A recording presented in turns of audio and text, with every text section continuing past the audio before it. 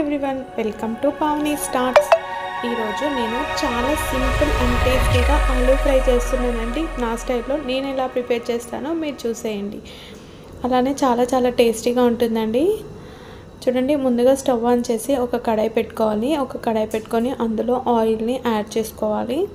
ఈ ఆయిల్ కాస్త హీట్ అయిన తర్వాత మనం ఇందులోకి ఆవాలు, జీలకర్ర, ఇంకా మీకు ఏమైనా తాలింపు గింజలు ఇష్టమైతే వేసుకోండి. నేనైతే ఏం తాలింపు గింజలు అంటే శనగపప్పు అలాంటివి ఏం వేయనండి. జస్ట్ ఆవాలు, జీలకర్ర మాత్రమే వేస్తాను.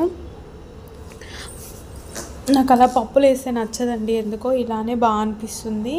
వీటిని కొంచెం మంచిగా ఫ్రై చేసేసుకొని ఇప్పుడు ఆనియన్స్,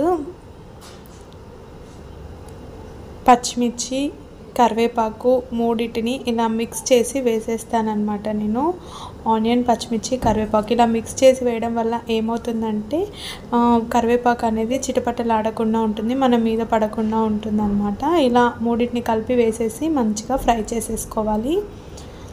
నేను ఇలా చాపర్లో వేసాను కాబట్టి ఆనియన్స్ చూడండి ఇలా సన్నగా కట్ అయిపోయాయి. పొటాటోస్ కూడా చాపర్లోనే వేసానండి, అందుకే పొటాటోస్ కూడా చాలా సన్నగా కట్ అయ్యాయి. ఇందులో కాస్త ఒక 4 వెల్లుల్లి కూడా వేసానండి. వెల్లుల్లి వేస్తే చాలా బాగుంటుంది పొటాటో ఫ్రైలో.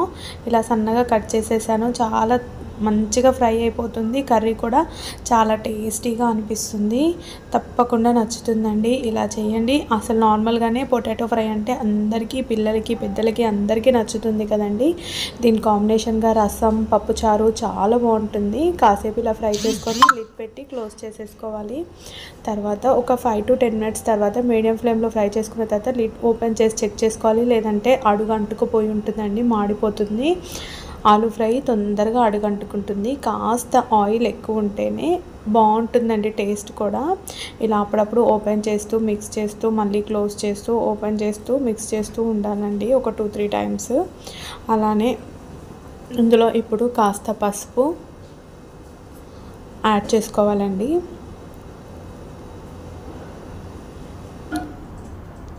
పసుపు యాడ్ చేసేసి మంచిగా మిక్స్ చేసుకోవాలి. అలానే ఇందులో టేస్ట్కి సరిపడా కారం, ఇంకా సాల్ట్, అంతే అండి. నేను ఇంకా వేరే ఏ మసాలాలు ఆలూ ఫ్రైలో వేయను. నాకు ఇలా పసుపు, కారం, సాల్ట్ వేసుకుంటేనే ఆలూ ఫ్రై చాలా టేస్టీగా అనిపిస్తుంది. పచ్చిమిర్చి వేసాం కాబట్టి కారం చూసుకొని వేసుకోండి, సాల్ట్ కూడా. మొత్తం అంతా మిక్స్ చేసేసుకోవాలండి, అంతే. చాలా simple and tasty aloo fry ready అయిపోయింది. మీకు తప్పకుండా నచ్చుతుంది కదండి. ఇలాగా మీరు కూడా ఇలానే చేస్తారా, లేదంటే వేరేలా చేస్తారా ఆలూ ఫ్రై, నాకు కామెంట్ చేయండి.